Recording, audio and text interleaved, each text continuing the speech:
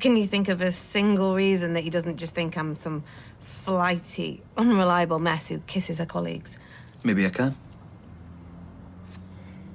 Look, me and you, we both know it. Car crash. So you can just knock it on the head with the compliments. Thanks. Sure. Probably just an unconscious instinct for you, isn't it? An emotional spasm. All right. I'll try and repress my instincts and spasms from now on. Thank you. The talk of the street. Talk of the street. The talk of the street. Talk of the street. The talk of the street. Talk of the street. The talk of the street. Talk of the street.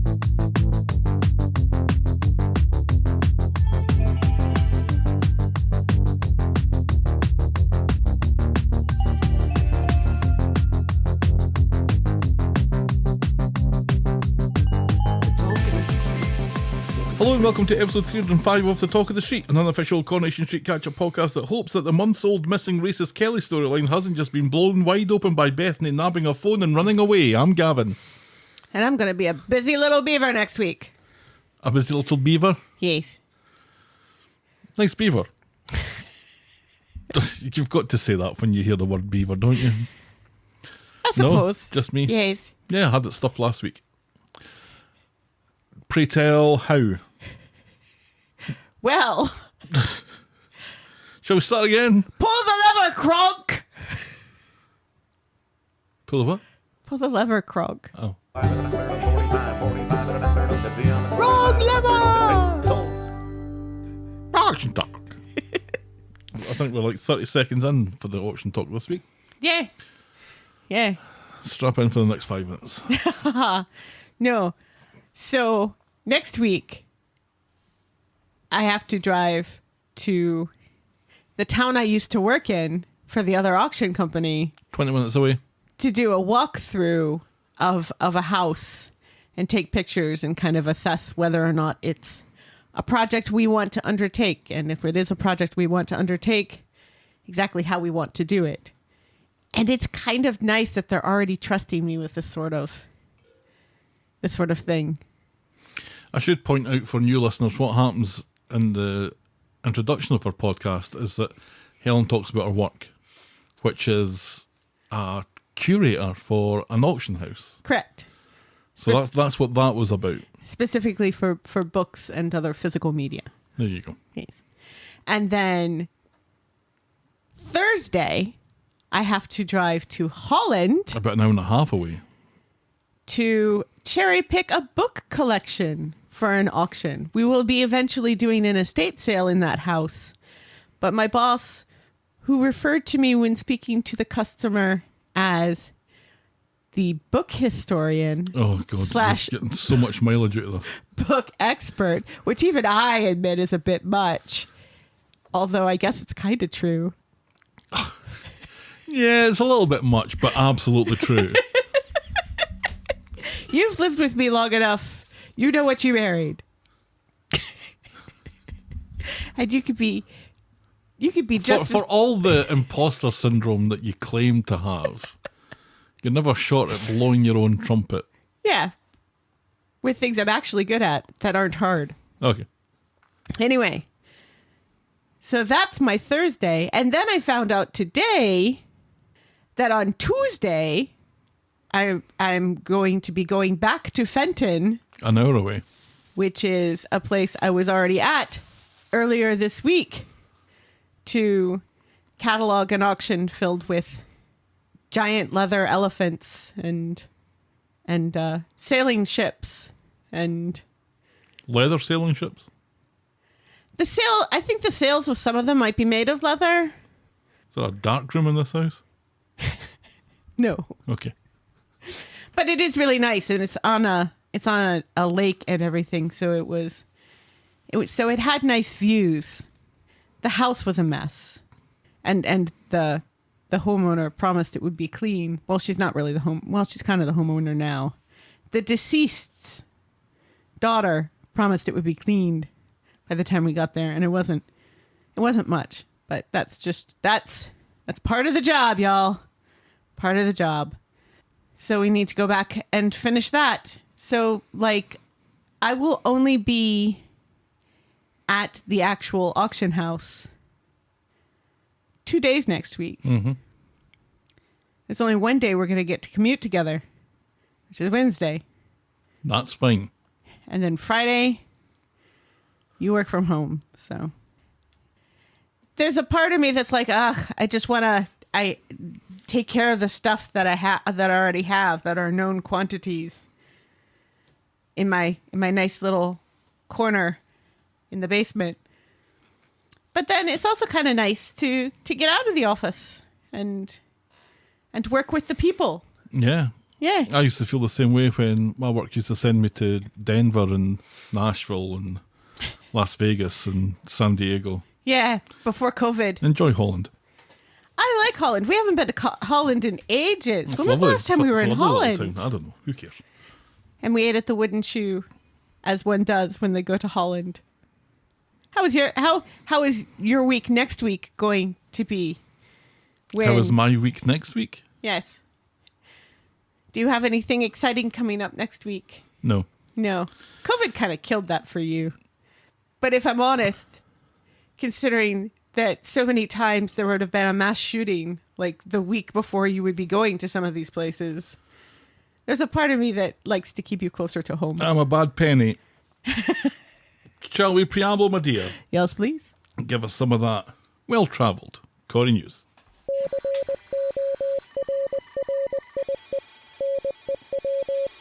Congrats to Sarah Khan, an absolute rock star who had her baby 2 days after leaving the show, undergoing 22 hours of labor What? to deliver her wee boy. 22 hours. 22 hours. I was like 6 hours with Nick.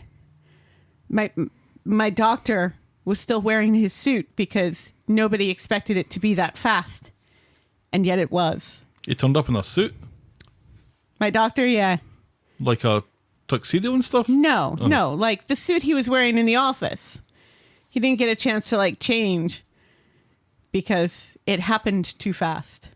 6 hours is plenty of time to change, isn't it? No, but he wasn't expecting to have to. Ah. So, and then the other two were C-sections. So, no labor. The labor comes afterwards. Mazel tov to Sarah Khan Yes. and her little bundle of joy. Yes. Or sizable bundle of joy if her bump was anything to go by. Right. And her partner, Nathan. How hilarious that she leaves the show on Wednesday, albeit filmed many months ago. Right. At least 2 or 3 months ago. And has a her couple of baby days Friday. later, has the baby. Yes. Very good. Yes. Absolutely. Speaking of birthdays, happy birthday to Dame Maureen Lipman, who turned 78 today. Mazel tov indeed. Mazel tov indeed. 2 years older than my mother. Which When is it appropriate to say mazel tov? when you're celebrating Is something. it just a general congratulations or Yeah. well done sort of thing? Yeah. So it's not particular to childbirth or birthdays or anything like Not that? necessarily, no. Okay, good. Yeah. People say it at Every weddings. day's a school day. See, people say it at weddings and stuff too. Graduations and buying a house, that sort of thing. And finally, well, Bernard Hill, who sadly died this week, was never on Coronation Street. He once played the father of Andrew Wymant, who plays series regular Kirk. In fact, he played his father on Wymant's very first show.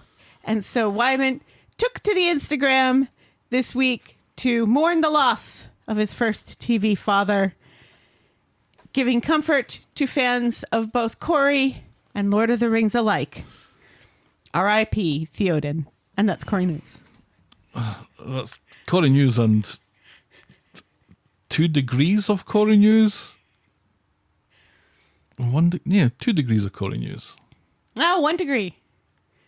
No, 1 degree's the thing. 1 degree's on being No. in Corrie. 1 degree's Kevin Bacon. No, that's zero sum. That's the zero sum. 0 degrees? I don't think there's 0 degrees. No, it's the point in the middle. It's the zero. And then you go 1 degree, and then you go 2 degrees, and this is only 1 degree. There's a zero on a timeline and a number line. There's a zero there. That's where you on this start from. timeline that you've invented. On the number line that they used in school to teach us math. I'm going to have to check to see how 6 Degrees of Kevin Bacon does it. How many degrees away from Kevin Bacon are you? I would say 3. Yeah, I'm 3. Do you want to talk about your 3? Oh, really? Do you want to talk about your 3? Not particularly. I think I'm 3 or under most people in the world. Yeah. Most famous people. Right. Yeah. Especially British people. Because my 2 away is very famous. Who's your 2 away? Bill Clinton. Former President Bill Clinton? Former President Bill Clinton. Who's your 2? Big Bird. Big Bird's got a big Rolodex, certainly. Anyway, fascinating as that is. Well, the Carol Spinney, who played Big Bird. Yeah, I figured. Big Bird then moves into a kind of fictional realm. Right. So, yeah, I figured. Yeah. It's really easy to connect to pretty much anyone if you knew someone who was on Sesame Street. Right. Because everybody's been on Sesame Street. Yeah, and I've got to figure that Bill Clinton's met most people or knows someone who's met most people. If Bill Clinton is your 2, why don't we have an autograph of Bill Clinton in this house somewhere? Well, I don't know Bill Clinton. Yeah, but you know somebody who knows Bill Clinton. No, I don't. I know somebody who knows somebody. Oh, okay. Yeah, which would be 3. You're right. Yeah. So it does start at 0. I think I've just proved that. Yes, you have. Well, good. I'm glad. I don't need to look Okay, that so up maybe when I'm it's 2. Yeah, it's 2. Because Kevin Bacon's been on Sesame Street. So, Carol Spinney, Kevin Bacon. done. So you've met 2. Carol Spinney? Yeah. He lived in Woodstock, where I went to high school. Yeah, that would be 2. Yeah. Wow. Anyway, Anyway, where are we? I just did Corrie News. No, you just recording us. Right, yes, where I talked about Bernard Hill, famous Bernard. actor who was never on Coronation Street. It's like that time I managed to talk about Doctor Who. Why do I want to stop and start again? Everyone's a critic.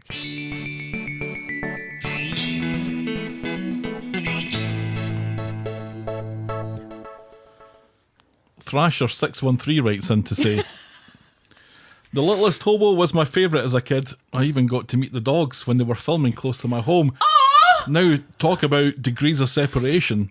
Oh my God. That's so cute. Met the dogs that played The Littlest Hobo. Yes. A little bit of lighting upon magic there. There was Yes. more than one dog. There's always more than one dog, except for Rin Tin Tin.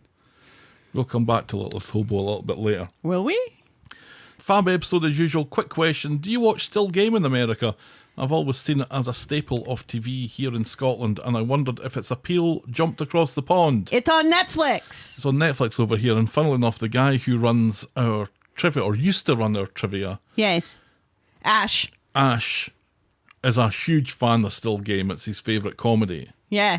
And so, when I met Ash for the first time and he heard I was Scottish and we started talking about Still Game, I thought to please Ash, because I'm a pleaser, I went on to Amazon you are. and bought a t-shirt, a Still Game t-shirt, to turn up to trivia the next week.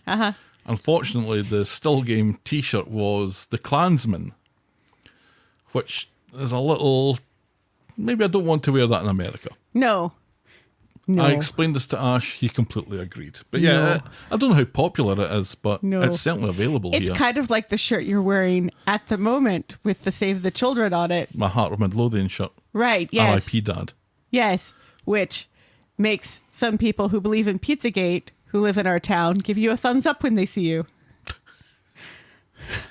I just thought it was because of my charm. Apparently not. No. Mark writes, I have vague memories of the show before this. This is an answer to our question last week of, how did you start watching Coronation Street? Oh, okay. I have vague memories of the show before this, but the first storyline I properly remember was Mad Maya marrying all those blokes to frame Sunita, and then her fiery reign of terror on the Alahan business empire. How could anyone stop watching after all that? And that's kind of similar to my experience. The first storyline I remember was Deirdre's affair with Mike from 1983, but I would have been 9 or 10 at that point. Yeah. And I'd been watching Corrie, or Corrie had been on while I was in the room for years before that. Correct. Of course, I hated it. Right. And then you loved it. But I think that was when I started to get interested in it. Then Tricia writes, I always somehow knew about Coronation Street as an American Anglophile, but being homebound after surgery made me finally look it up on YouTube. I randomly chose a year in the 80s and immediately fell in love with Betty and Fred. One of the first stories I saw was when Fred drove them all into a lake in Annie Walker's Rover. I then decided, why not get into the current eps, and started with a storyline where some lady, a state relation, was trying to kidnap Hope. Remember that? Oh, yes. Yes. Jade. That was our Jade. Absolutely. Corrie has a way of keeping me hooked. Thanks for the opportunity to go down a bit of memory lane. Our pleasure. And then Noel writes, I'm already laughing. felicitous salutations, y'all. It's good to finally know where Bobby phone comes from. But the damage is done, and my entire neighbourhood is convinced that I've lost the plot because I'm sure they've heard me yelling it along with you either from my abode or my car, as well as yelling it any time I hear the name on TV. Fantastic. And so it begins. I'm only grateful that I don't listen to you numpties through earbuds as I walk around town or, God forbid, while I'm riding my bicycle. Boy, wait a second here. As for the street, Gary got the boot and is off to Sarah's, and Daniel is a sexist, condescending douchebag. Farewell, my lovelies. Noel, or am I Gavin? I was right. Thank you, Noel. And Daisy writes, I hope this gets to you in time before recording the podcast. You made it by a couple of hours, Daisy. I normally check for the last time, round about 7 o'clock is usually when we start. Eastern Standard Time. Thoughts this week? I bought one of those Roy Cropper is Innocent t-shirts and was wearing it while listening to your podcast. I really hope you've been sent one by now. No, we haven't. That's a sore point. Show needs to get on that. Otherwise, I'll create a Daniel-like effigy and burn it. I keep thinking of moments where it was boring moment of the week this week, and hard to decide which moment. Another thought, the best thing Corrie has done in months is hide Alya's bump. It was so clearly bumpy when she was slightly grasping at that pillow on the sofa. I've just loved the way the bags get bigger and the bump gets bumpier. I'm excited for her baby, which she had today. Yeah. What will Adam do without being horrible to her, then kissing her, then buying her that stupid big boring book? Hopefully get some hair mousse. Helen, I also have beef with Drake. Woohoo! They're Canadian, aren't they? Yes. So of course they have beef with Drake. I still don't understand what that's about. Have you listened to any of the tracks? No.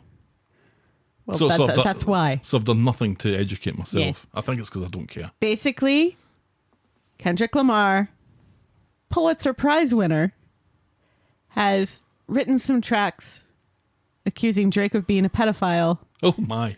And Drake... I went from 0 to 100. And Drake, winner of nothing, although I think he's got some Grammys. I don't know. I don't care.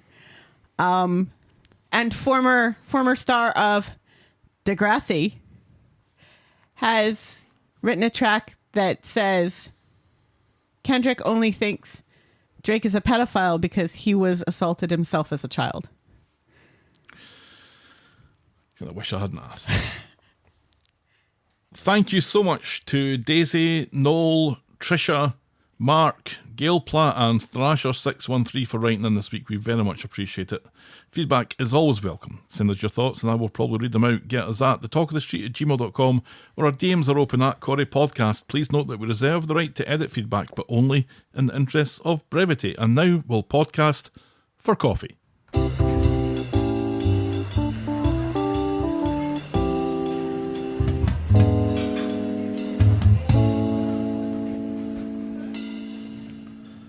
Thanks to Cameron from Edmonton for our coffees this week. Oh, thank you. That's a new name. That's a new name. Cameron writes, have been meaning to buy you coffee for a while, but I had to when Helen dissed Drake and Gavin shouted out the littlest hobo. Thank you so much, Cameron, for buying us our coffees this week. We very much appreciate it. Yes, thank you very much. And thank you also to Aurora Yvonne, a new friend of the podcast. What? A new friend of the podcast who also bought us coffees this week, so we are twice blessed. Yes, very much so. Thank you so much. Yvonne from Aurora, Ontario here. She writes, honoured to join as a friend of the podcast. I discovered your podcast several months back from a Georgia Taylor Instagram post. I think it was promoting your London video, which is hilarious, by the way. Yes. I've been listening faithfully ever since. Never miss a week, although I do have to wait about 3 weeks to avoid spoilers as we're behind in Canada. Oh, another Canadian. Another Canadian. Love your humour and the banter between you both. I'm a die-hard Corrie fan and have been watching since I was a teenager about 45 years ago. I've been meaning to write in for a while, but the Littlest Hobo theme propelled me to do so. What a lovely childhood memory. And of course it's Canadian. I've just booked my tickets to see Lisa George and Molly Gallagher, Beth and Nina, in Hamilton in July. What? Met Tim and Abby last year at one of these events. Michigan isn't that far away. You should consider a road trip to see one of these shows in Ontario sometime. So much fun. Keep up the great work. Thank you so much. Yes. Aurora Yvonne. Interesting. Yeah, Beth and Nina will be in London. London? Not that London. Not that London. On the 5th of July. Ah. Which I think we get off. Well, you get off. Where do you get off? The day after the 4th. We get the day after the 4th off, I think. I don't know. I work for an industry that doesn't necessarily always follow those rules. But, That would be a shame because that would be a great opportunity to go because in I can previous always years take it off, it's fine. it's been a September. yeah. No, we should definitely go. I don't have anything going on that day. I'll need to buy tickets if we're definitely going to go. We should definitely go. We should definitely go. Yeah. Thank you again to Cameron and to Aurora Yvonne for our coffees and to Aurora Yvonne for being a new friend of the podcast. The Talk of the Street is and will always be free on your podcast provider and on the YouTubes, but if you think our show is worth anything more than the time it takes to listen to it, and if you want to show your appreciation, you can buy us next week's coffee by going to ko-fi.com, that's ko-fi.com/The Talk of the Street. You can also sign up to be a friend of the podcast, like Aurora Yvonne did, through the same link where for as little as $2 a month you can get a mention in the closing credits of each and every episode, which I am going to struggle to do in one breath, I think. Remember, you can always support the podcast for free and get us in front of new listeners by liking, subscribing, rating and reviewing wherever you get your podcasts, Helen. I get it right here. Yeah, so do I. Handy that. Works Shall out we- nicely. Shall we dive in, my dear? Yes, please. 24 minutes. We're just racing through this. Our first storyline tonight is high anxiety. On Monday, it's Maria's birthday. It's your birthday. Gary has made plans for going out for dinner. Yeah, But someplace Maria's- fancy. But Maria's working, so Gary threatens to cook. It'll be steak. That's the only thing Gary can cook. And chips. Yes. She speaks to Billy and asks him to keep an eye on Liam and Joseph watching the Jackie Chan movie, and he confirms that Bernie will be in attendance. So Gary goes to the pub and ends up chatting to Sarah, who's enjoying bank holiday vino de Blanc. Meanwhile, Joseph and Liam are unlikely mates as they settle down for their Jackie Chan marathon when Liam has a breathy panic attack. Joseph's like, fucking hell, mate, are you alright? But Liam takes a hit from his inhaler and insists he's fine. But Joseph looks a bit spooked. What Jackie Chan movie do you think they're watching? I tried to pick up from a little bit of audio that we got, but I think it's a doesn't exist Jackie Chan movie that they were watching. Right, yeah. Well, I'm saying imagine what Jackie Chan movie do you imagine they would be watching? I think they were watching the best of Jackie Chan. What? What do you think they were watching? Rush Hour. Oh yeah, he was in that. Yes. Oh, do you know, Around the World in 80 Days? Yeah, the good one. Not the one that we watched. No. The David Niven one. It's from bad. the 1950s.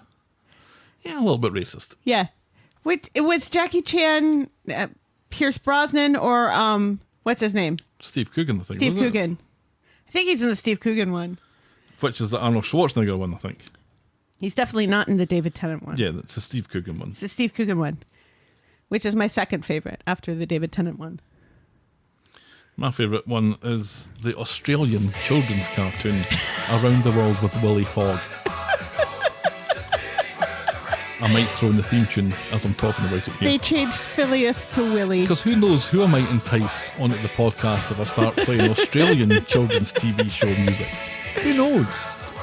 Man, there were so many of those. Like, when we were kids, did you ever watch Anna and the Red Kangaroo? No, but I will raise you. Which is spooky as F. And a child's cartoon. I will raise you D'Artagnan and the Three Muskehounds.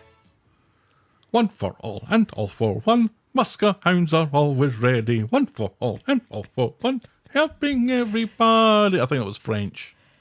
So, when you ride in the pouch, bongo, bongo, bongo of a red kangaroo.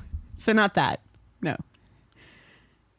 D'Artagnan and the Three Muskehounds was Spanish-Japanese.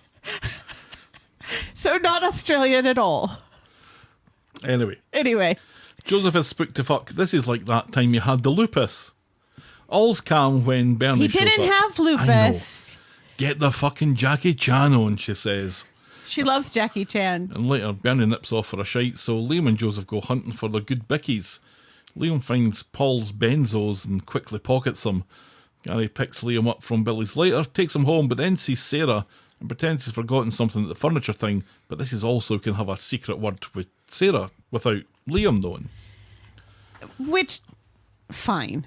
Meanwhile, Maria's held up at work on her birthday. That's a wee shame. So Liam is alone at home and gets wired into those fucking benzos, man.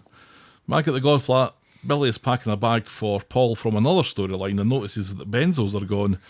Joseph reckons maybe Liam will know something about it, but Liam won't know about it at all because he's jellied out of his tits on the kitchen floor of the rose gold flat. Billy tries to call Maria, but she's busy at work, so he goes round to tell her about his worries, and they head over to the flat. Maria calling Gary, but Gary isn't answering his phone because he's on the line with Sarah at her place, talking about the past. Now, my favorite part of this is Maria saying to Billy, "Did you call Gary?" And Billy saying, "I don't have his phone number." And I'm like, finally! Finally, somebody doesn't have somebody's number randomly for no reason at all on the street. Maria expects him to have his number. Right. So let's always remember that Billy doesn't have Gary's number. Right. So the next time Barry? A mixture of Billy and Gary. The next time Billy calls Gary, we can get indignant about it. Well, no, because I think at that point Maria says, "Oh, you should have it," and gives it to him.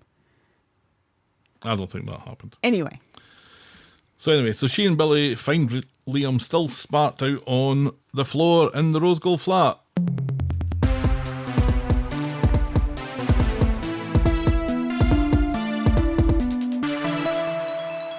So Liam's rushed to hospital as Maria keeps trying to get hold of Gary.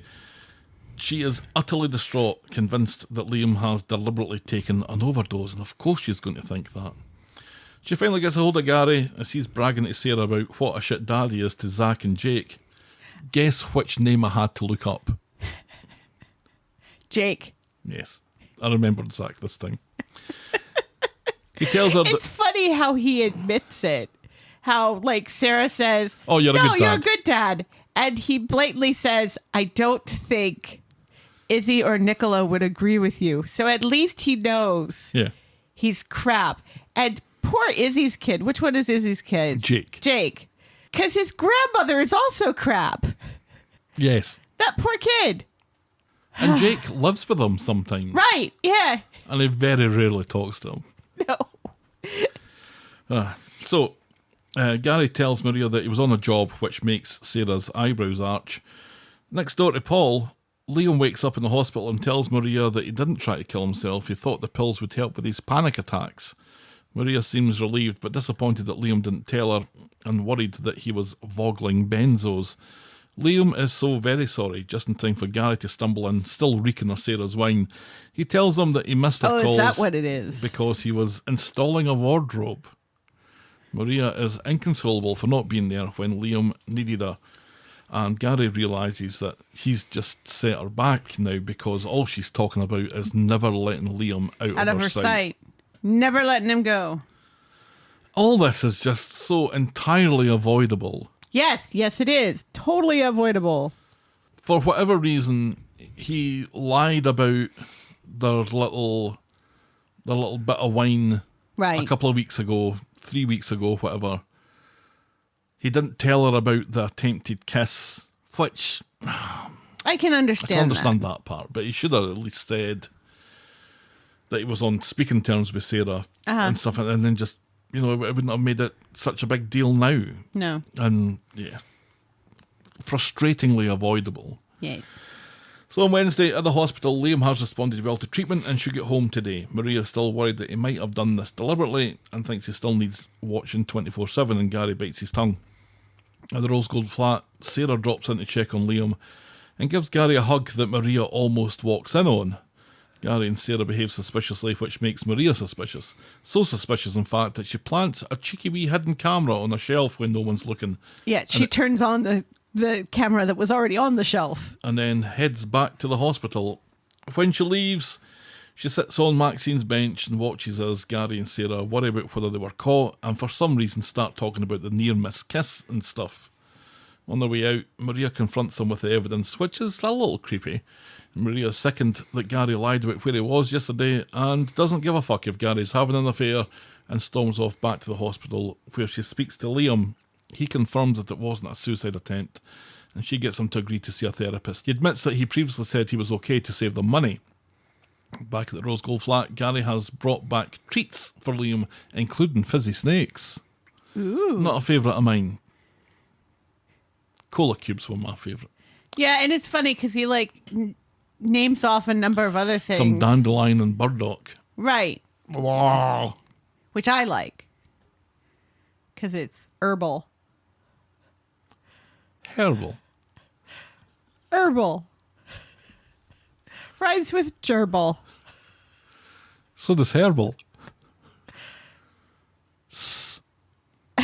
Math. So, assuming that you were going somewhere with that. Privately, though, No S. Maria tells him that she wants him to move out. He wasn't there for her when she needed him, and she'd thank him not to make this difficult. And to Gary's credit, he doesn't. He No. just packs a bag and goes and sleeps in the furniture thing or something. I don't know. Who We knows? don't know. Why does Sarah go round? Seriously, why would she do that? And why would she be weird about it after, Maria walks in? And Maria's like, how do you know that something happened? And she's like, oh, well, I saw the ambulance and just assumed it had to have been Liam? No, she said that she saw the ambulance and then texted Gary. Right, yeah. Which is worse. Yes, worse than just assuming. So why she's there, why single Sarah has turned up to Gary's, Right. goodness only knows. And gives him a hug. And why Gary lets her in when he already knows that she made a pass at him the other day, and he's like, nope. Stop rubbing your fanny against me. Sure. A little bit of Alan Partridge there. Right. Oh, second Steve Coogan mention of the night. And it won't be the last. On Friday, Gary walks into the Rose Gold flat in the morning, which Maria does not appreciate. He thought that she was out. Liam thinks that Gary was out with mates last night. Right. Army mates. To distract, Maria tells Liam that he's got a counselling session today, so if he wants to go to that at lunchtime, that's private money for you. Woohoo! When Liam goes back to his room, Maria says that she wants to hold off telling him what happened. Later, we learn that Liam went to speak to the therapist on his own and was quiet on the way back to school. And for some reason, Maria decides to chat to Kirk about this. I guess because Kirk's in today? Right, and also because they're related. Yeah, but still, why would you speak to Kirk about this? Even if you are related. Because they're related. And you talk to your family about these sorts of things. You don't speak to Kirk about this. Well, that's You the don't only... speak to Kirk about anything. Kirk's the only family she's got. She should have spoken to Audrey. Audrey isn't in. She's speaking to Kirk. Anyway, tells him that Gary has moved out, even though she knows Liam needs stability. Kirk talks about Peanut shitting in his shoe. See, that's why you don't tell Kirk anything. But it oddly relates. Peanut is the only thing Kirk has close to a child, okay? Yeah, at least Beth didn't shit in his shoe. Right, or Craig. Back at the Rose... Ugh.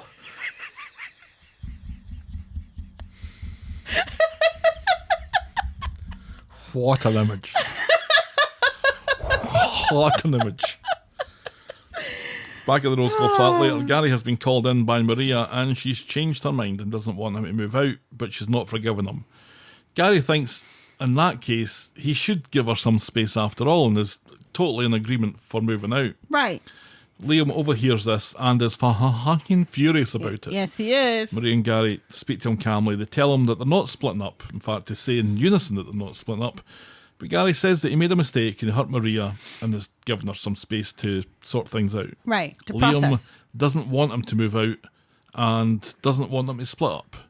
Gary and Maria start to cry and Maria tells him to stay. They love each other and she's still angry with him, but she wants him to work it out together here. And that makes sense. And it's lovely, and they have a wee group hug. Yes. And that's as far as we get with that this week. Good job, Liam. Parent trapping your parents before they even split up. Yes. Good job. You didn't even need Jake for it. Yep. This is the textbook staying together for the kids. Yeah, but you know what? It's fine because this is a couple I like, and I don't want them to break up. Love the two of them together. Yeah. And I was like, kind of upset at the thought that they were going to split up and divorce. I was like, And well, who do we hang our hats on now? Right. And I was already so mad about the whole Sarah kind of hovering around and stuff. Sarah, a character who's not exactly my favorite anyway. Not your favourite, no. No. She's not your favorite either. You just like her skirt. It's a little bit of leather that I don't disapprove of. Correct.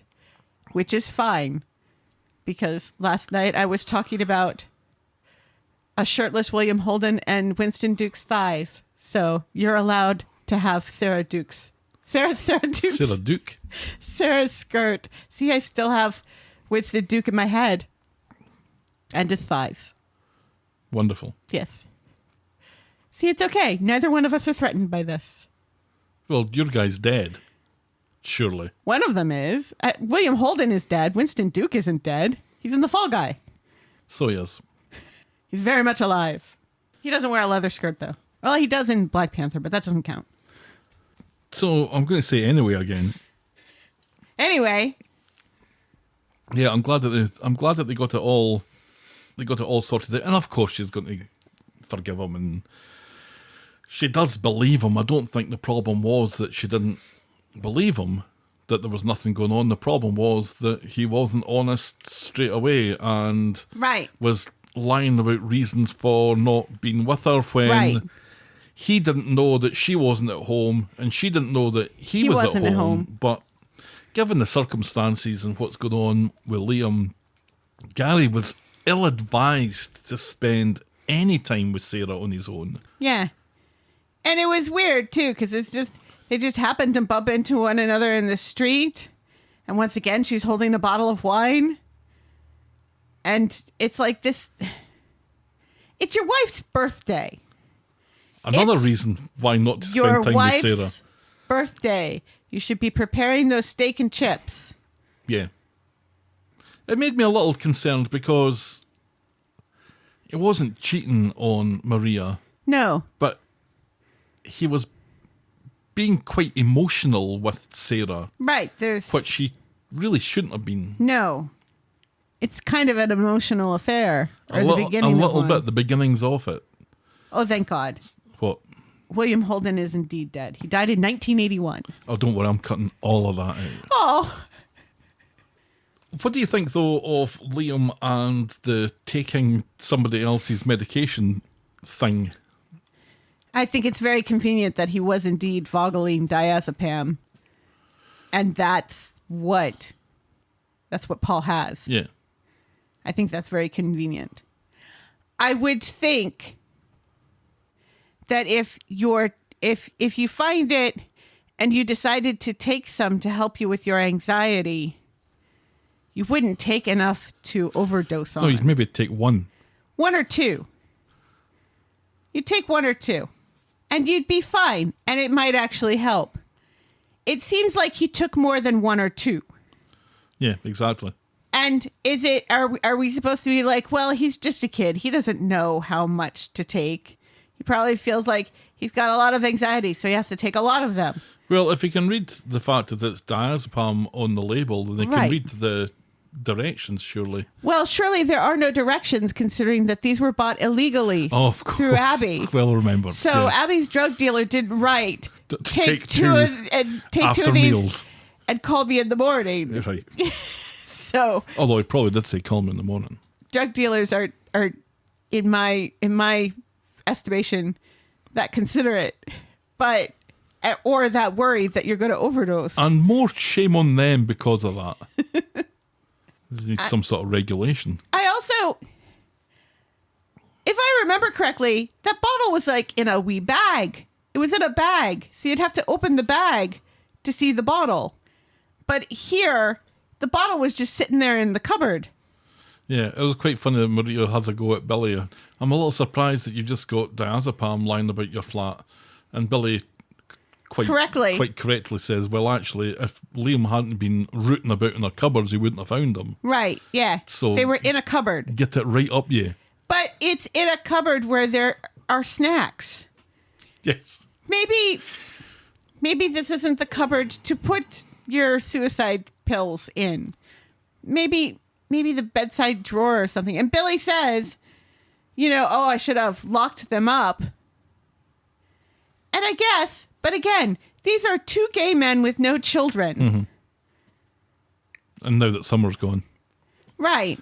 Loving it up at the University of America. Right, yes. The University of Boston Market.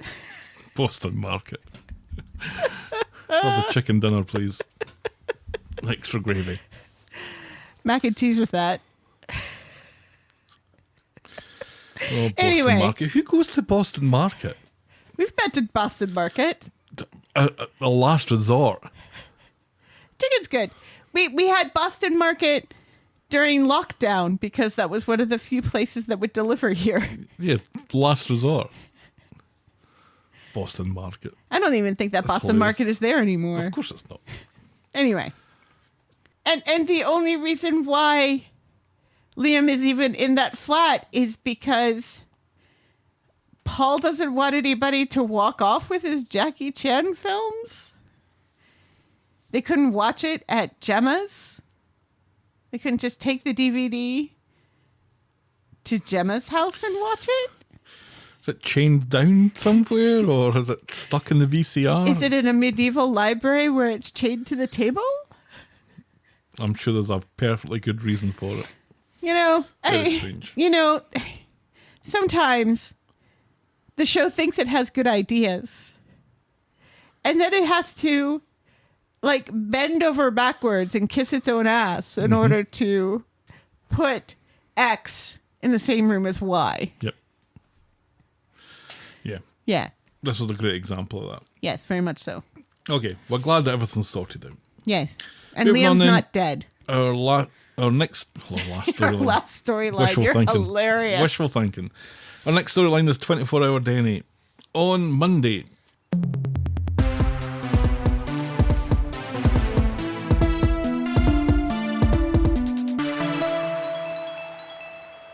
Paul is appreciating his time in hospital and the respite it's given his friends and family. That's a lovely sentiment. Yes. He mentions something about getting his key back off Denny and then sends Gemma and Bernie home to relax or get drunk. Later, Bernie sees Billy and warns him to keep a lookout for Denny, but she's the one to run into him as he's manoeuvring the wheelchair out of the flat. He claims he's getting it serviced, but Bernie doesn't believe a word of it. And neither do we. Tells him to sling his fucking hook before she calls the cops. Meanwhile, back in hospital, Paul is considering giving Denny a second chance, much to Gemma's disapproval. Billy arrives to fill him in on Liam in another storyline, But not just like that. ahead of Bernie coming in to tell him about Denny in the wheelchair and to insist that no one needs to worry about Denny ever again. Dum dum dum. Which was weird. Because we don't see Denny leaving. No. We just get told that he left Yes. by Bernie, which kind of insinuates that something else happened that we weren't privy to. I wonder what that could be. On the Wednesday, Paul has been discharged from the hospital with a non-invasive ventilation thing that sounds horrible to help him breathe while he's sleeping. It's like, oh, Paul. Oh, Yeah. just Terrible. Just Paul. Terrible. Ugh. Something to help you breathe when you're sleeping. Jeez. Well, Back home. I mean, that could just be something like what? I mean, it's not. It is horrible. But when you just say something to help him breathe while he's sleeping, it could just be like one of those breathing masks that people CPAP with. things. Yeah, a CPAP. Back home, Billy learns that the council wants to meet about the funding cuts, hopeful to suggest that Billy puts the group up in one of his church halls. But the meeting was a waste of time. The council has knocked them back. Bernie and Gemma knock their heads together for a fundraising idea because Billy just refuses to remember where he works. And later, they announce a 24-hour karaoke-a-thon, and they're going to get Amy to announce it on her swearing radio show. Mm-hmm. Except they're having the thing right now. Yeah, it starts right now. Starts immediately. Yeah. Without giving anybody time to No, without any prepare notice. anything. It's hilarious, too, because they're like, oh, well, it's only a college radio station, and seem to think that only college students are able to access it. But that's not how college radio works. Everybody can access it. That's one of the great things about college radio. Most NPR stations are also college radio stations. And that's certainly true in Manchester. Well, no. On Friday, the 24-hour karaoke-a-thon is still going with Kirk and Kev singing Angels together. Billy's had enough. Terribly. Gemma can't stand, and Paul has quietly passed away. There doesn't seem to be an awful lot of fundraising going on right enough. Anyway, it seems to be done, and Bernie is back home ironing, which makes Gemma suspicious. Bernie claims that she couldn't sleep, but is a bit snippy about it, which makes Gemma even more suspicious. And Bernie becomes a bit maudlin about being a bad mother and a bad person. She sits Gemma down, tells her she should have done better. Gemma blames Denny for this mood, and tells her that she's a great mum. Back at the God flat, a betowelled Billy confirms that they've raised enough And money sudsy. to keep to keep the support group open for 6 months. He's all lathered up. He's dripping wet. He's creating a little puddle in the carpet. Bad boy. Yeah. To he your is. room. To celebrate, Billy and Paul sing It's Raining Men, Hallelujah. and then probably get their hold off of each other. Later, Bernie tells Gemma that she agrees that what she does now is more important than what she did in the past. But when Gemma's gone, Bernie gets on her phone and vogels Christopher Green. Yes. And that's as far as we get with that this week. Now, So the baby's not dead after all. what baby? The baby Christopher Green. Because remember last week I was like, something must have happened to this other child that Bernie had. Did we come to this conclusion last week that Bernie clearly has another kid? Right, yes. Right, okay, so this is And the kid. I thought the baby that through neglect or drugs or something, Oh, yes. the baby died. Right. And that's what Denny was insinuating. But apparently he's alive and on Facebook. But maybe put into care or something? Right, yeah. He was Fostered out, probably adopted given or up something. for adoption. Right. Now, was he given up for adoption before Gemma and Paul were born or after? I assumed before, but I don't know why. Much in the same way as that I assumed that the bistro was upstairs. I don't know, I just got the idea that Yeah, this was a more historical thing than Gemma and Paul. right. Yeah. I Because if it mean, was afterwards, they might have remembered it. Or they might have remembered something about it. yeah.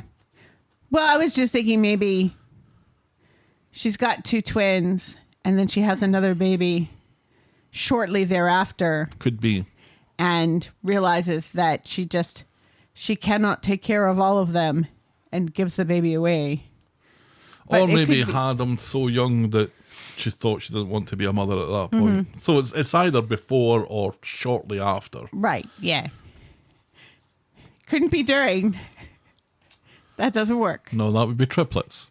And that would be a very, very nasty thing to do, to have triplets and give one of them That up. would be very, very dark. People don't talk about it, but the Parent Trap is very, very dark for this very reason.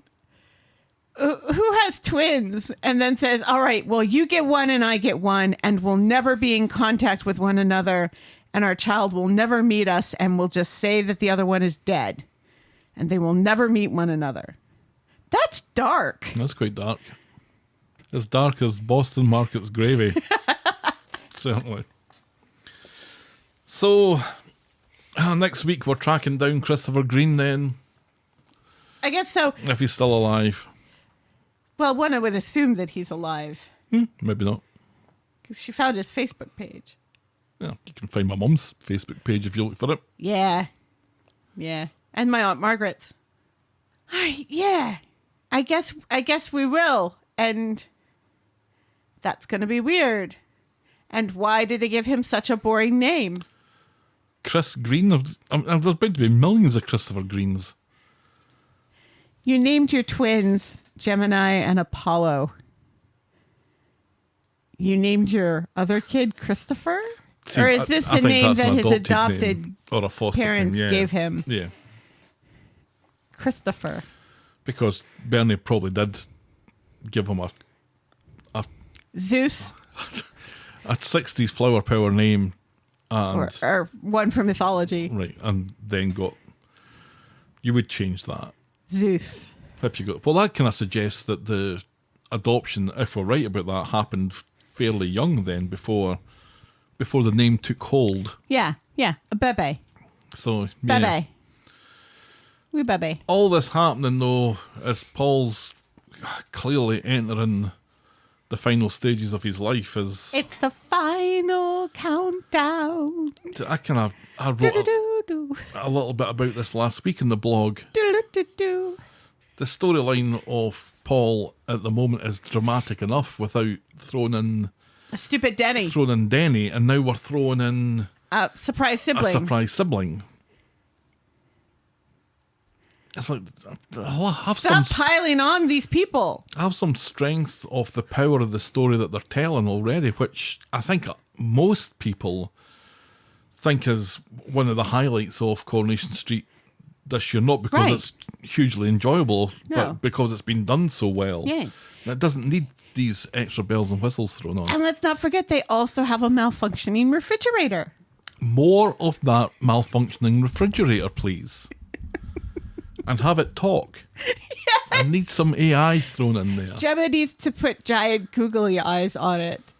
I can't let you do that, Gemma. That's totally something she would do. What are you doing, Chester?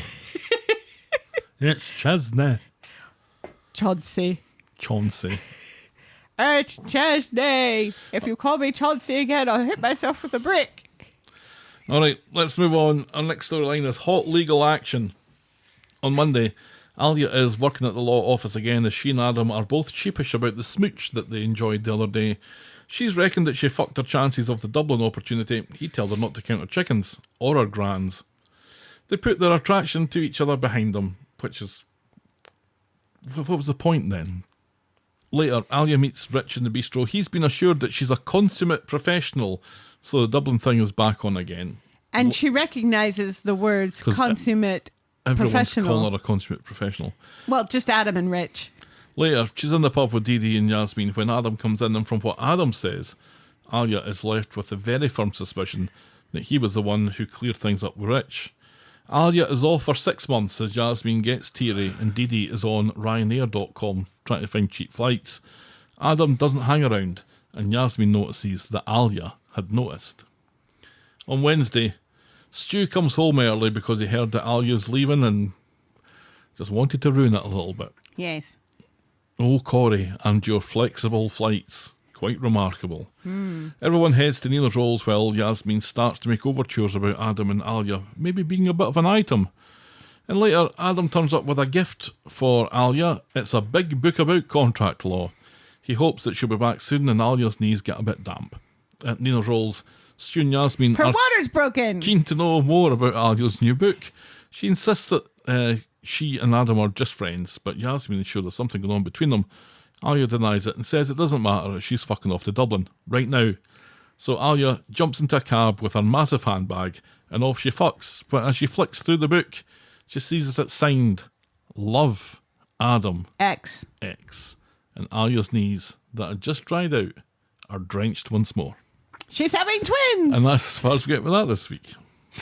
There was one point where she's sitting across from Adam in the law office wearing a blazer. and hiding her bump under the table, that you're like, oh my God, yes, she is very pregnant here. It was starting to show on her face a little bit. Yeah. Yeah.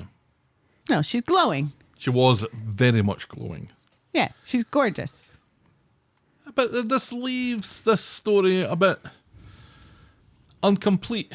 Well, yeah, they'll pick it up when they Incomplete. get back. They'll pick it up when 6 they get months back. later, really? Yeah, why not? How many people is Adam going to sleep with between now and 6 months from now? Who knows?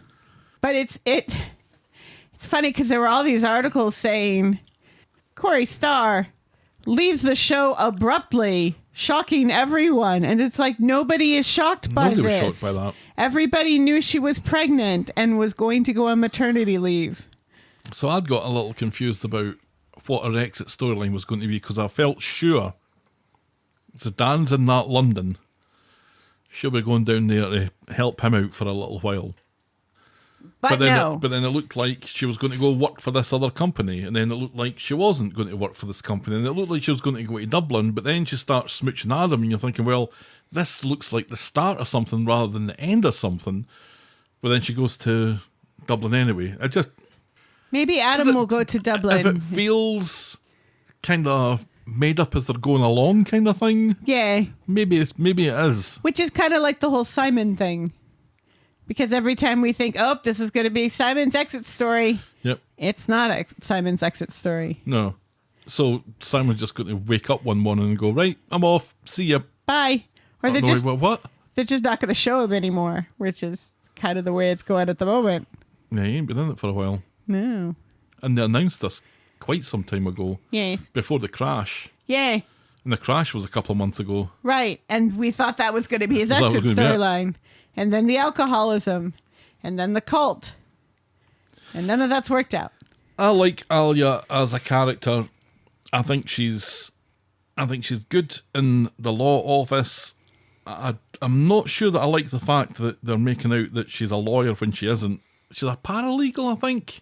Right, yeah, but she's talking about going to school and becoming a lawyer. Yeah, which takes years, right? Yeah. And I mean, she's already got some schooling, right? She's got her degree, I doesn't don't know she, if her in business something? degrees count for that.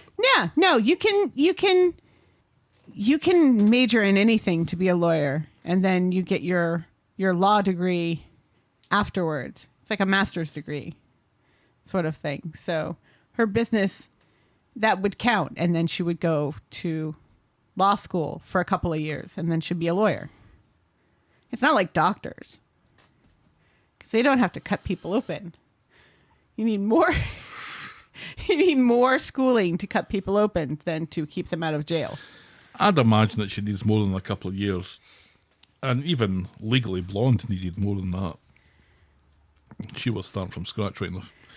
But yeah, so I'm going to miss Alya in it. For one thing, Alya is a good sounding board for Yasmin. That means that we don't really need to have Stu that much. She's Stu great really with needs Dee to Dee. stand up now and become the Stu we knew. lovable, cuddly, wavy-haired baby blues guy that he was. Right. Like a year and a half, 2 Playing years terrible ago. guitar.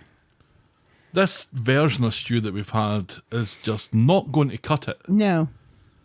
We need the good guy back. And without Alya there, that's going to be a lot of Stu. Yeah. All stew all the time. Yeah, Get your bowls out.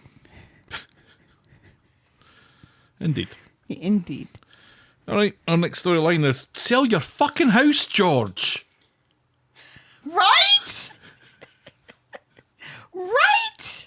You don't live in it. You don't live in it. I think that's been kind of glossed over as well. The fact that not only did George get the business, he got the house. Let's dive into Wendy's list of things that the show has forgotten about. And I don't think we have anything on here About George's house? about George's house. So let's add that in real time.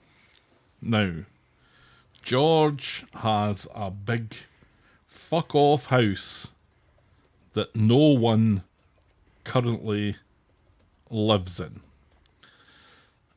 And I had a little look back in, I think it was the April 25th, 2022 episode where we, I think, last saw this house. Yes. It's massive. Yeah, it's very big. It could be 2 houses. It could. So, all right, we'll move on to our next storyline then. Because I think that basically covers it all, doesn't it? No. Sell your house, George. That's all you need to do, and this problem goes away. Right, yes, but we haven't talked about what that problem We is. haven't talked about the problem, so let's talk about the problem. On Monday, George has barely slept in ages thanks to his conscience about the will and Glenda maybe being entitled to half of the undertakers. Todd's advice is to forget everything because Glenda is a fucking bomb scare. At this, Glenda comes in and asks George to look over her accounts to see how she's placed for getting a loan to buy the whole Little Big Shots. Right. Not just the little franchise that she's got. Right. Buy the whole deal. Yes. But when George does the numbers, he's shocked at what he sees. He goes and tells her that she hasn't been putting anything aside for tax, so she owes the HMRC about 800 quid, and also her credit rating is pish. There's no chance she's going to get a loan thanks to this. Back home, Todd is low in sympathy, suggesting that Glenda just isn't cut out for business, and if she had half of it, the business that is, the business would be under more than its customers, which I think, if I'd said that properly, would have sounded quite like the line of the week. Yeah, Todd makes a number of puns this week, and I approve. I'm not sure of the message that we're supposed to get here about how successful Glenda is at the Little Big Shot stuff, because George says, looking at your numbers, you have probably enough here to make an offer for the whole thing. Yes. But you can't because you owe the tax man 800 quid. Which, if she has enough to make an offer on the whole thing, isn't that big of a deal. She can just pay the 800 quid and be done with it. One would have thought. And also her credit rating is bad. Well, she doesn't need a credit rating if she's going to buy the thing outright. Right. Cash. Yeah. So, I don't... is Little Big Shots failing or isn't it? Because on Monday, it doesn't sound like it is. But for the rest of the week, and from what Todd is saying, it sounds like she's fucking up royally. Right. And let's remember that Todd doesn't count because Todd wants his inheritance someday. Yeah.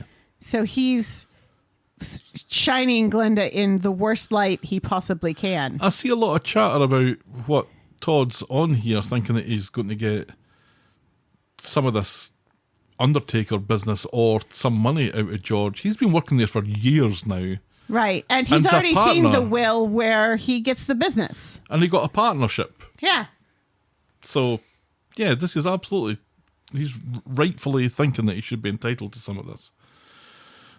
And plus, George is banging Eileen. Right. On Wednesday, Glenda is thinking about signing up for medical tests to raise the money to buy Little Big Shots, and George is appalled by the suggestion. Instead, she enlists Michael's help. Michael's help for what? Later in the Rovers, Glenda's talking with the Little Big Shots owner, what's her name? Estelle? I don't know. When Michael accidentally, deliberately interrupts the meeting to commend Glenda on teaching Little Glory. She's come on leaps and bounds since she got signed She's up for so confident now. Little Big Shots, yeah. For a 2-year-old. Estelle, or whatever her name is, isn't fooled for a minute, but agrees to think about it when Glenda offers to make monthly payments to buy the whole business. When Glenda nips off for a shite, George, who was at the bar, intervenes and warns that Glenda is pish with money and will never be able to keep up repayments. So whatever her name is, quickly makes her excuses and leaves, knocking back Glenda's offer, and Glenda is fucking furious. But she's getting wired into George for intervening. Todd comes in to tell George about an emergency at the undertakers with Mrs. Davis, and Mr. Davis has lost false teeth. Todd, who had missed most of this conversation between Glenda and George, assumes Glenda is angry about the will, so ends up giving the game away. So Glenda goes to shout at George about the will. George apologises, says that he's only just found out, which is kind of true, but Glenda reckons that half of the undertakers will pay for Little Big Shots. Now George is fucking furious and says that he can't afford to pay her off, but it doesn't matter because the will is invalid, he says, because look, the date's all smudged. He doesn't know if it's a valid will or not. He might be able to throw $3,000 at her though, but Glenda Fuck off, George. knocks him back disgusted. She'll take half, and she's speaking to Adam to make sure that that happens. On Friday, George is like a hen in a hot girdle about Glenda suing him. His own flesh and blood, what a traitor. Yeah, well, maybe just give her what she's owed then. He remembers that he was the one that funded her franchise of Little Big Shots in the first place. And this is the thanks he gets. Fuck off. If she wins, You got the house and the business. She got a dining room table and 3 chairs. if she wins, he'll have to sell up the undertakers, or sell his house, or work with her. Glenda's at the law office speaking to Dee Dee about emotional damages. Dee Dee doesn't think Glenda is a shoo-in to win this, and it could cost her a fortune. She recommends that the two of them sort this out between them. And they bump into each other on the street. Did you spot the residents parking in the background? No. There's a residents parking for Victoria Court in the background that I'd never seen before. Michael Adams, super soap reporter extraordinaire, told me that it's supposed to be underground, but there's a light shining through the gates of the parking. Right. Because on the other side of that, that's where the police station is. Ah. Lighting upon magic again. Yes. Glenda tries to negotiate, says, I'll take 45%, which George takes as a sign of weakness, making him thinking that she doesn't have a case. George decides that Glenda isn't going to sue and tells Todd that it's tough love, but all behind them now. But then a man from Rest Easy comes in to have a look around the place. Glenda has only gone and put the undertakers on the market, and there's a for sale sign in the window that nobody noticed going up. George goes to the Rovers to shout at Glenda and says this is the reason why Archie never left her half of the business. He calls it a liability and casts up the Rovers getting robbed as if that was her fault as well, which was particularly nasty. Yeah, fuck off, George. I'm glad you were bullied. Oh, wow. This is the way you treat your sister? You deserved it.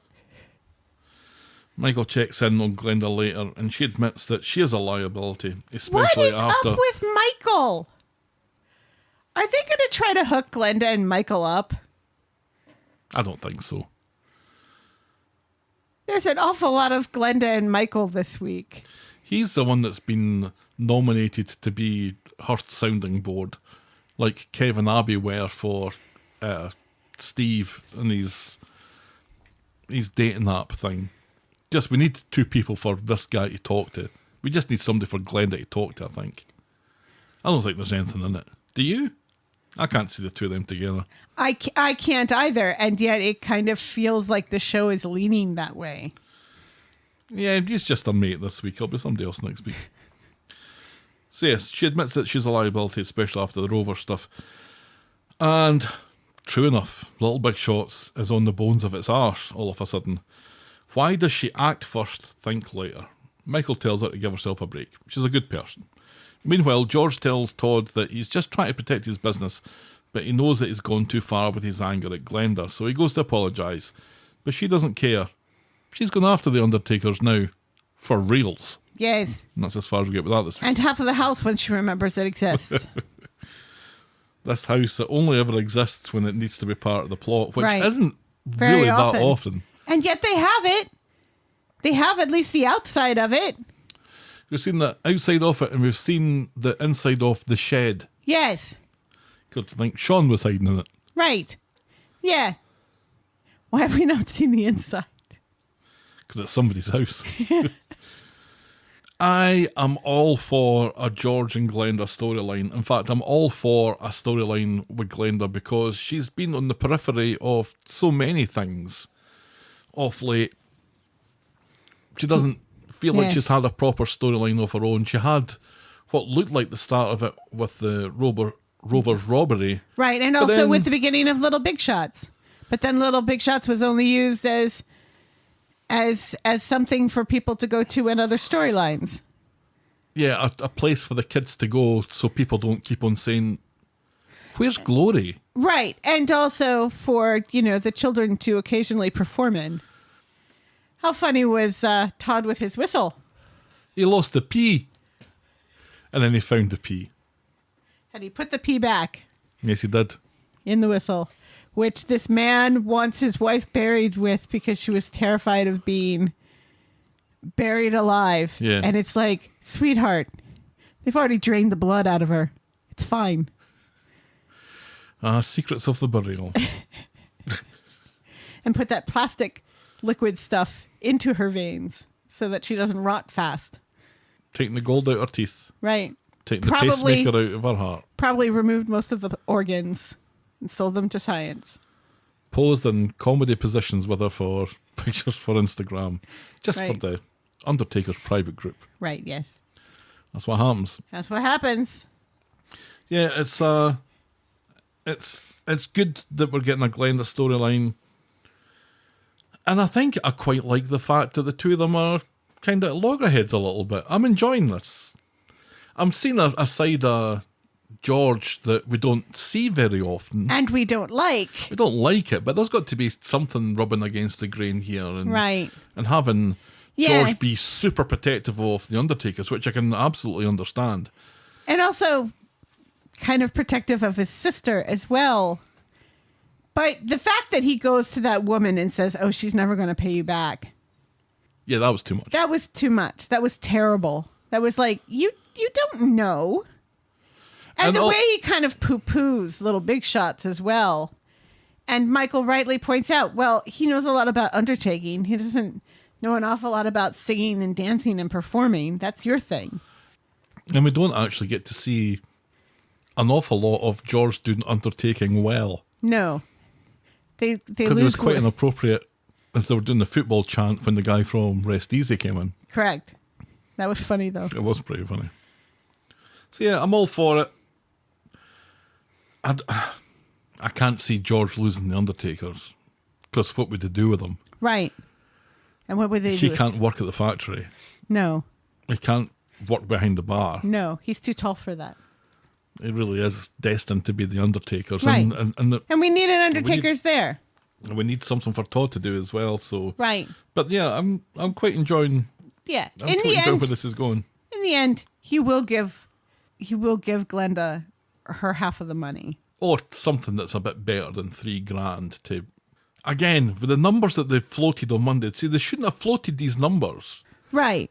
Because then we don't try and reconcile that with what we see later on in the week. But if 800 quid off a tax bill is enough to fuck everything up. Right. But she can still have enough money to buy this whole thing outright if it wasn't for that. Yeah. Then the $3,000 that George offered would have paid for her tax bill. Right. And she could have still had a bit left over to buy this stupid business. Right. And that's obviously not the case, but the way that they floated it on Monday. And I mean, how much is this business worth? Because this woman is near bankruptcy with it. There's not an awful lot of overhead. It's not like they have an office. Like each franchise has its own building and stuff. So yeah, how much can it be worth? It's like the Rovers all over again. Yeah. Only at least the Rovers is an actual building. Mm-hmm. That sells something. Right. Rather than just franchisees and stuff. Teaches kids to dance and sing. Very good. Moving on, our penultimate storyline, Reality Coding Bites. Just a little setup on Friday because presumably we're going to get more of this on Monday next week or at some point next week. Toyah has signed up for some volunteer websites. Nick is impressed and Toyah is grateful for his support. Meanwhile, Leanne is in the kitchen popping pills for some reason. Yes. That everyone seems fine about. Or later, just don't notice. Nick spots that a new standing order for 200 quid has been set up on the business account. And later still, Leanne explains that it's for her supplements. Which make her uploading more effective. Nick takes a look at these pills. And are specialized to her uptake thing. Sure. Nick takes a look at the pills and says that they're just multivitamins. She points out that his gym membership comes from the same account, so shut up. Fuck off.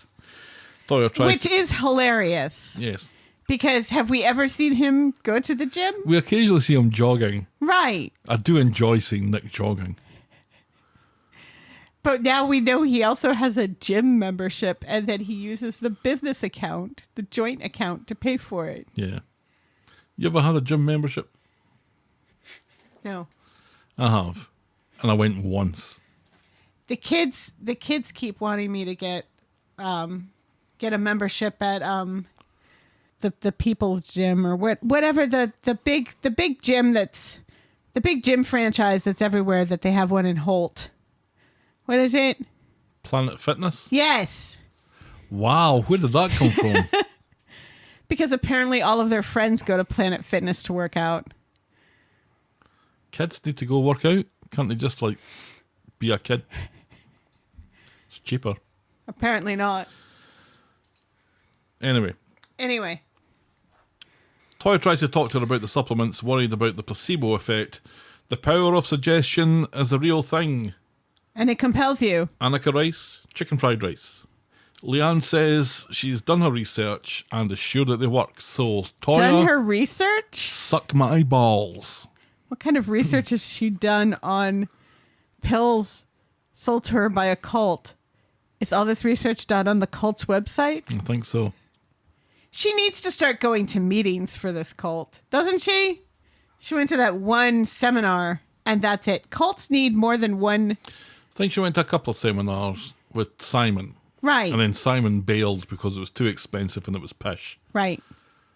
But I don't think she's been to any since. I don't think they've had any since. Yeah. Which doesn't really feel like a cult, does it? Not hugely, no. No. It feels like a scam. Right. I don't know that it feels like a cult. Even Nexium had more meetings than this, and then like they were all like living in the same 3 houses and stuff. When do we get to that part? We need a commune. We need the fun parts of the cult. Not just this one guy talking and Leanne popping pills. Right. That are just vitamins. When are they going to tattoo his name onto her vagina? Spoiler alert. Because it really does feel like Nexium is the closest real live cult to Is it? what Leanne is in. God, imagine the content warning on ITV before that episode of Coronation Street. You just hear like the whirring of the tattoo machine and the door closing. And maybe like Leanne's legs up in like... Don't say stirrups. Please don't say stirrups. But we don't see her face. We just see like the back of someone's head and then their legs. Stop in imagining stirrups. this. It's not going to happen. But it should. If you're going to do a cult storyline, do a cult storyline. Stop talking about Boutros Ghali, Lynn. You're never going to meet him. It's another Steve Cook and Alan Partridge. I told you. You were right. I told you. You were right.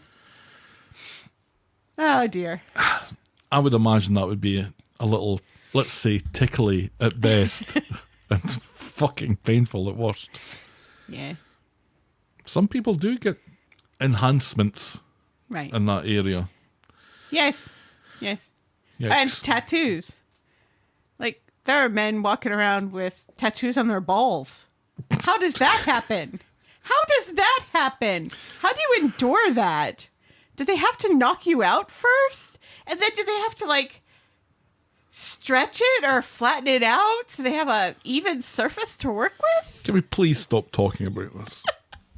And instead, move on to our final storyline this week. Where on earth is Racist Kelly? On Monday, Amy is in Nina's roles chatting to Nina about raising some issues on her new radio show. She's done this once, and now she's talking about her new radio show. She wants to talk about Racist Kelly's disappearance. Be nice. I know. Daniel comes in and Nina apologises for the other day. Daniel says that he's worried about Roy too and just wants Racist Kelly back, alive and well. Then Dee Dee comes in and she's like, everyone, come over here, I've got some news for you. And she fills them all in on necklace after week. Which, Yeah, and it's funny because, like, even Amy comes over and Dee Dee kind of just looks at her like, all right. And Yasmin said, I couldn't help overhearing because I Right. was listening. Right. And pretending to read my book. Nina remembers necklace after week. Now they all need to do is track it down and find out where it came from. Daniel tells Ken about these updates, but Ken is in a grumpy mood. Remember when Ken was supposed to be getting this girlfriend? That woman that he and Steve... Heather Lederer. Right, yeah. Like, very well-known actress joins the cast, is in one episode, and then disappears. Right. What happened to that storyline? Well, it's let Ken have a nap, and he gets woken up grumpy about this and poo-poos the supposed new evidence. Off-screen, Swain warns Amy away from reporting on an active case, but reminds us all of the reconstruction that's happening tomorrow. But Dee Dee has to inform Roy of bad news. The cops can't trace the necklace. He's fucked. Nina goes to see him later to buoy his spirits and puts up a bit of faith into the reconstruction, which is weird seeing as the police have charged someone, but whatever. All they do is go through the things that they have of hers and say, well, it's not here, so we can't trace it. They've got that drawing that they could go to like local jewelers and say, hey, do you sell something that looks like this? Have you sold one recently to someone? Mm-hmm. There's like barely any policing done in that whole thing. It's kind of ridiculous. No, it seems like too much like hard work.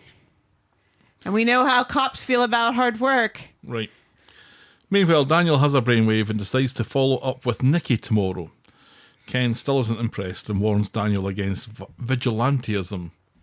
Ken's a difficult audience this week. He's an old man. He's in his 90s and he owes a lot of money. On Wednesday, Bethany is pretending that she gives a shit about Bertie, and then she's heading to the reconstruction. She's shouting into an empty room at Bertie. She is. 5 minutes in, Bertie, what are you like? Ha! Anyway. Right, yeah, it's like during COVID when Daniel was trying to shove him into Ken's door and he wasn't there. That child was not there. Bertie's like, do you need me in tomorrow? No? Okay. I'll go to preschool then. Daniel Do some thinks, finger painting. Daniel thinks it's better he stays where he is and is seeing Nikki later, who may have information for him. Bethany obviously has a problem with Nikki. So a racist Kelly looky-likey retraces racist Kelly's steps while a crowd watches and a news crew reports on it. Watching on though, Bethany is shocked that she thinks that she sees a familiar face from her past in the crowd. Wearing a vest. Daniel notices that Bethany isn't herself later, but she keeps quiet, thinking that she's just been stupid. Then Max comes in to wind up Daniel, and in the following argument, this is in Nina's roles, Bethany loses her shit, shouts at everyone, and storms out. Back home, Bethany tells Daniel that she thought she saw Nathan in the crowd earlier, and then has to explain to Daniel who Nathan was. Daniel thinks it must have been a looky-likey and is generally just dismissive about it, reckoning that the racist Kelly stuff is just messing with Bethany's head. Yeah, because he's an asshole. At this, Nikki turns up with news that she's about to meet a girl, Ellie, who may know what's happened to racist Kelly as she was groomed. Bethany's ears prick up at this and she wants to go to the meeting too, but Nikki is quick to knock this weird suggestion on the head. Maybe later, she says. So Nikki meets Ellie in the precinct.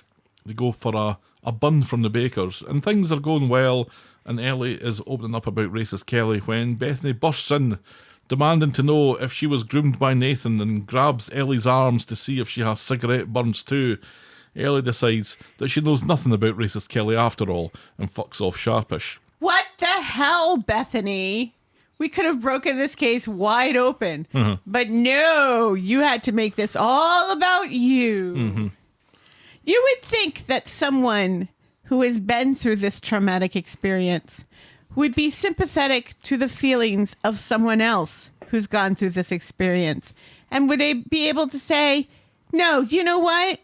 If somebody did this to me, just showed up when I was in a vulnerable position, I would clam up and I would run away. So I'm not going to do that. No, that's not what Bethany does. No, it's not. She's so hateful. Fucking so stupid and annoying. Her and Daniel, Jesus. It's not all about you, Bethany. Just like it's not all about Daniel. The fact that she grabs this poor girl's arm. Right.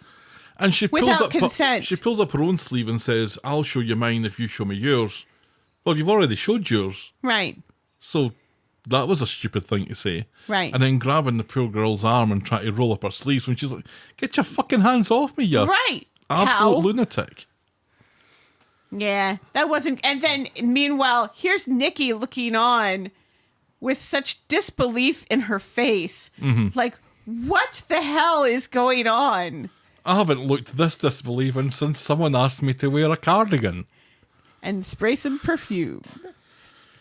Nikki makes it back to the flat first to fill Daniel in on how psychotic Bethany was. And then Bethany comes back so Daniel can shout at her a bit. How could she be so stupid? She maintains that she saw Nathan, but Daniel doesn't believe it, reckons that she's imagining it due to stress. Bethany refuses to stay where she isn't believed, and says she's fucking off to her mum's where she might be believed.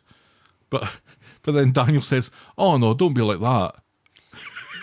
It's like, I can tell you to your face that you're being stupid and imagining things. Right, yes. But don't leave. Right. I'm going to gaslight you, but I expect to have sex with you later. Oh, but she does leave because we see her wee head going by that silly window that they brought at the kitchen. Who am I going to get to babysit Bertie now? Yeah, more to the point. Bertie. So, Bethany is at Sarah's talking about seeing Nathan. Sarah thinks that Bethany is the strongest person that she's ever met. Yikes. Then the buzzer goes, and it's Daniel. He's there to tell her that she's wrong again. And when she reacts badly to this, he suggests going on a holiday to get away from it all. But not him. She needs a holiday from you, and you need a holiday from her. They go to Nina's Rolls to talk about it some more, and Bethany's watching the reconstruction again for clues, which is kind of weird. But in the video, there's confirmation of Nathan's presence. This is proof. Daniel still thinks this doesn't prove anything. Fuck you very much, says Bethany. Since when were you Team Nathan? And she heads off to the cop shop.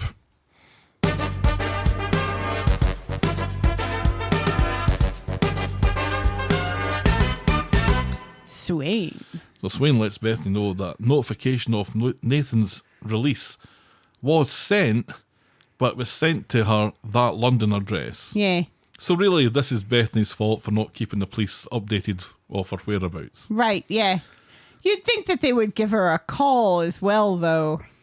An email? Yeah, maybe. Text message? Something like that. Something? Smoke signals, who knows. What are the cops doing on this show?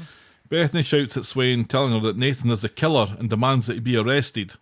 Swain tries to explain how law works, but she and Daniel storm out. Daniel suggests that they go to pick up Bertie and then maybe have a nice day in the park or something, but Bethany has got her mind on something else and tells them to suck her balls. She doesn't trust the police to do anything, so she's found the company that Nathan works for and is going off to shout at them for a bit. How does she do that? It was on his tabard, on his fluorescent jacket. Oh, okay. All right. I was like, because of something that we find out later, namely that Nathan is not going by Nathan anymore. Right. It's like, how did plus, she find him? She's a top hack. Apparently. So Daniel tells her that it's not her fight, but Bethany cannot be stopped. Once at the building site, she runs into Nathan and freezes while he looks probably about as smug as he ever did. Yeah, it was kind of gross. Bethany accuses him of grooming and murdering racist Kelly. He denies it and isn't up for answering Daniel's questions because fuck off, Daniel. Nathan calls this harassment and is about to call the cops when Bethany yoinks his phone out of his hands and very slowly runs away. Nathan just lets this happen. Yeah, he doesn't run after. He doesn't try to get his phone back. Like, no, wait, stop. For some reason, Bethany and Daniel wait until they're back at the flat to look at the phone properly. And despite Daniel's protests, Bethany finds something of interest. Right, and for some reason, Nathan doesn't lock his phone. Right. And convenient. And for like 2 days now, Daniel's done pretty much nothing else apart from shout at Bethany. Yes. Back at the cop shop, Bethany shows Swain the phone. Swain doesn't really want to look at it, especially when she learns of how she got her hands on it. Swain says there's no evidence that Nathan even knew racist Kelly. So Bethany says that, he subscribed to her not only but also fans' accounts, so what'd you make of that? After a break, Nathan was already in reception and he has an alibi for racist Kelly's disappearance and was only subscribed to the account because he likes wanking off to teenage girls. Swain advises that she stays away from Nathan. He could be dangerous. No one really mentions if Nathan ever gets his phone back. Swain. So Daniel goes to get Adam, and the two of them go back to the work site to have a word with Nathan. They approach him, and Daniel tells him to leave town. Nathan refuses, so Daniel threatens to tell everyone that he's a nonce. So Nathan agrees to speak to his probation officer and see what they can do. Daniel looks smug.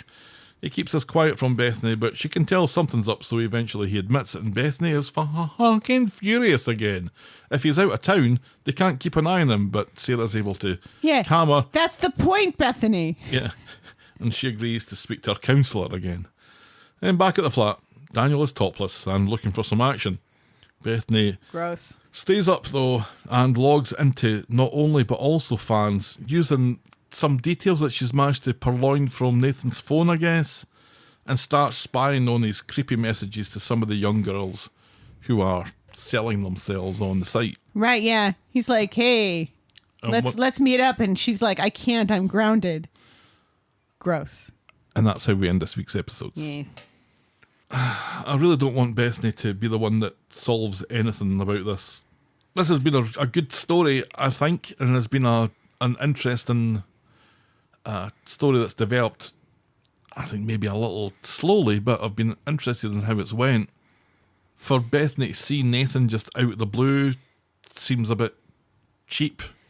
Yeah. And for her to be able to just steal his phone and run away and get more information. It's almost as if he wanted her to steal that phone. And then he just walks into the cop shop and says, oh, I had an alibi. As if he knows exactly what she's going to do. It's weird. It's weird. I don't understand. Because I kind of feel like he has nothing to do with Lauren. I feel like it's too obvious. Yeah. Now that it's there, it's a bit too obvious. Yeah. This kind of pushes me back towards the whole Joel thing. I've never really left the Joel thing. Yeah. This actually kind of makes me feel like the Joel thing might be a thing. Which is funny, considering that Nathan is so easily, obviously, the thing. What a fall from grace it's been for Nathan, though. He ran this, was that a nail business that he had? No, the nail business was... No, that was another nail business with Wait, Alina.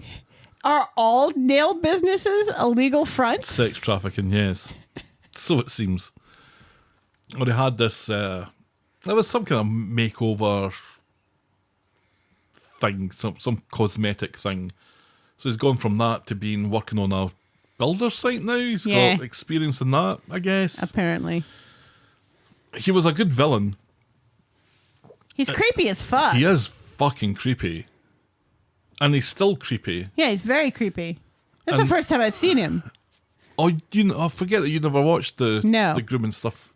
Yeah, and I wouldn't. It went on for far too long, but it's a great story, and Lucy Fallon, I think, won all the awards for her portrayal of Bethany in that. She did a good job in it.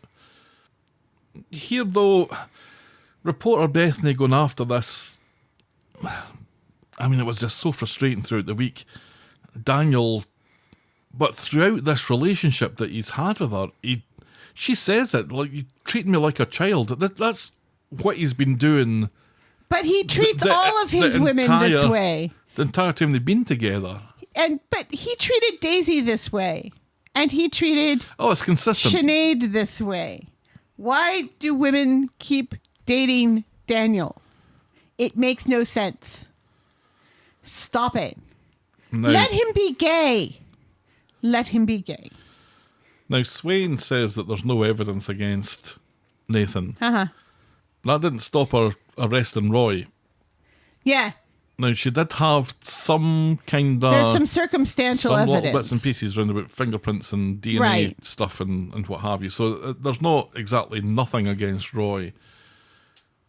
The fact that he's been released is back in Weatherfield, which maybe he wouldn't have been allowed. Yeah, he shouldn't be allowed to do. Because it just wasn't Bethany that he groomed. There was others in that area. So yeah, maybe he shouldn't be allowed there. So maybe that's a little bit of a clue. And the fact that he's subscribed to a subscription porn site. Yeah. He maybe shouldn't be allowed to do that. He shouldn't be allowed to do that either. I don't know how they would regulate that necessarily. Well, the proof is that it's on his phone. Right. What he would do is go to probation officers, and the probation officer would check his phone to make sure that this stuff isn't on it. Yeah, well, he could bring a different phone. I'm not saying that it's a here's- flawless. And here's also the problem. You know, Bethany marches in with this phone that she's just stolen. The cops can't use that as evidence. No, it was Because gained it was, illegally. yeah, exactly. Which does not come up. And I'm surprised it does not come up. Because it just complicates things more than it needs to be, I think. And then they say, oh, he has an alibi, but they don't say what the alibi is, No. which makes me suspicious. But Swain also does seem very sympathetic towards Bethany. And She does that it- I appreciate. She does eventually, in the same way that she was sympathetic towards Amy. Yes. So there's aspects of what Swain's doing here that I very much approve of. There's aspects of it as well that don't seem to make an awful lot of sense. And for someone who's so desperate for the truth, as Swain is, Yeah. seems to be missing a trick here. Although, It does seem like they're still investigating, Right. which is good. I'm used to say that she's not telling Bethany everything. Because why does she need to tell Bethany everything? Yeah. You tell people what they need to know when they need to know it, and Right. Bethany doesn't really need to know anything because she's No. a nobody in this. Right. Yeah. Yeah, because he's not allowed to be within a certain amount of distance from her. Right. And one would think that that is true of the other women he groomed as well. So moving back to the same place where they all live would make that very difficult. You would think his probation officer would be like, what the fuck are you living there for? Of course Right. you need to move. Unless the whole probation officer thing is a lie. He must have a probation because he's out on parole. So Right. So maybe his probation officer is in another town already and doesn't know that he's at least working in Weatherfield. He may not be living there. yeah, it's weird with the name as well.